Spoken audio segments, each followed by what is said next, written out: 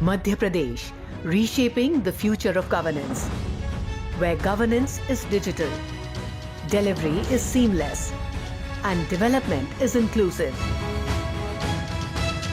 From reforms to results, the Madhya Pradesh model. MP investment के लिए देश के टॉप के राज्यों में उसने अपना स्थान बना लिया। Guided by the vision of Atmanirbhar Madhya Pradesh and Vikasit Bharat at 2047, the state has built a transformative reform architecture, where 5 powerful pillars are driving a new era of ease, speed, and confidence in doing business. At the core of its transformation lies the Invest MP portal, one of India's most advanced single window systems, which is integrated with central and state online systems. From AI-driven feasibility reports and online approvals to unified payments and faceless no-query incentive processing, every service is now just one click away. यशस्वी प्रधानमंत्री श्रीमान नरेंद्र मोदी जी के नेतृत्व में और उनके मार्गदर्शन में मध्य प्रदेश सरकार सतत विकास और औद्योगिक निवेश की दिशा में लगातार आगे बढ़ रही है। मध्य प्रदेश एक बेहतर भविष्य को आकार दे रहा है। The state's reform momentum is backed by bold legislative action. Under the Madhya Pradesh उद्योगों की स्थापना एवं परिचालन का सरलीकरण अधिनियम 2023, a first of its kind law, new industries enjoy 3 years of exemption from 22 approvals, ensuring faster project commissioning. The initiative has benefited investors across large industries and MSMEs, transforming intent into impact. Madhya Pradesh has become the first state in India to introduce the Madhya Pradesh Jan Vishwas Act 2024 and the Madhya Pradesh Jan Vishwas Act 2025, decriminalizing 108 provisions across 26 acts, thereby shifting from a culture of punishment to a culture of trust, transparency, and responsive governance.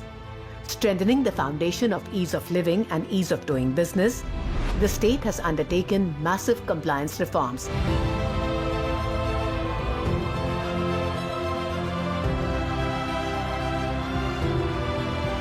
Rationalized over 2,600 compliances and repealed 925 obsolete laws. Key innovations include National E-Governance Gold Award-winning system Sampada 2.0, India's first faceless property registration system.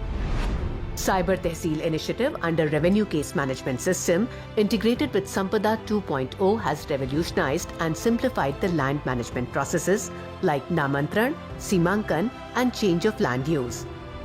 Labor Case Management System and Revenue Case Management System for digital and time-bound resolution of labor and revenue cases. And a GIS-based online land allotment system which has provision of deemed approvals and is integrated with India Industrial Land Bank.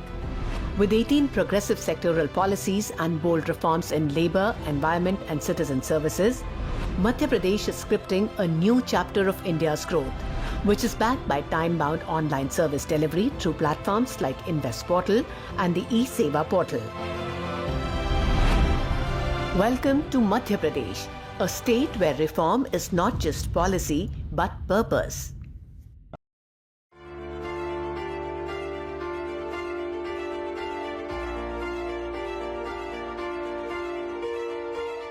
बहुत बहुत बधाई, शुभकामनाएं आपको। आपने छत्तीसगढ़ का नाम रोशन किया।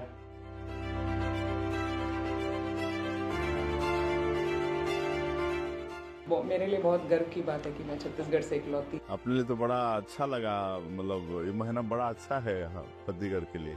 एक तो राज्योत्सव, स्थापना दिवस, प्राइम मिनिस्टर आए, सूर्य किरण शो भी कराए यहाँ पर, उसमें भी एक कमांडर अपना छत्तीसगढ़ का पिथौरा का गौरव पटेल, फिर आप, तो बड़ा अच्छा चल रहा है महीना छत्तीसगढ़ के लिए। प्रधानमंत्री जी भी खुश होके गए। हमें भी ऐसे महिला टीम को भी बहुत समय दिए वो, जैसे फुर्सत से, क्योंकि लड़कियों के बहुत सारे सवाल थे, इससे बहुत पेशेंस के साथ सब आंसर दिया। हाँ, और सर की सबसे अच्छी बात ये थी कि 2017 में भी हम जब हार के आए थे, समय दिए थे, मोटिवेट किए और उन्हें तब की जो बातें थी वो बहुत अच्छे से याद थी। बहुत अच्छा अनुभव रहा उनसे। उन्होंने बहुत अच्छी बात एक कही कि स्पोर्ट्स जो है वो जीवन जीने का शैली बन जाना चाहिए। उसके साथ साथ जो दिनचर्या है उसमें भी स्पोर्ट्स का भागीदारी होना चाहिए। बिल्कुल बिल्कुल। बहुत अच्छी बात है। स्पोर्ट्स तो क्या है, पूरा अनुशासन सिखा देता है ना जी जीवन भर के लिए। छत्तीसगढ़ का पिक्चर अब चेंज हो रहा है सर, इंटरनेशनली भी रिकग्नाइज करने लगे हैं। बहुत डेवलपिंग स्टेट है, इस नाम से अब मशहूर होने लगा है। सर आपका क्या विजन है स्पोर्ट्स को लेकर? देखिए, स्पोर्ट्स को लेके हम लोग तो बहुत आगे ले जा रहे हैं। खेलो इंडिया के माध्यम से जगह जगह ये सब कर रहे हैं, और हम एक अनाउंस किए हैं कि आने वाला ओलंपिक में कोई भाग भी ले लेगा, मतलब छत्तीसगढ़ का भाग भी ले लेगा तो उसको 21 लाख देंगे, और अगर गोल्ड मेडल जीत के लाएगा तो 3 करोड़ प्रदेश से देंगे, और रजत पदक जीत के लाएगा 2 करोड़, और कांस्य जीत के लाएगा तो 1 करोड़। ऐसा वो किए। बस्तर ओलंपिक पिछले साल कराए थे, उसके पीछे उद्देश्य था कि जो युवा लोग कभी अपने गांव से निकले नहीं हैं, जगदलपुर तक बहुत कम लोग देखे हैं, उनको थोड़ा देश दुनिया दिखाना, विकास की मुख्यधारा से जोड़ना। तो पिछले साल 1,65,000 लोग पंजीयन कराए थे, और इस साल 4.25 लाख लोग कराए, और अभी चल रहा है।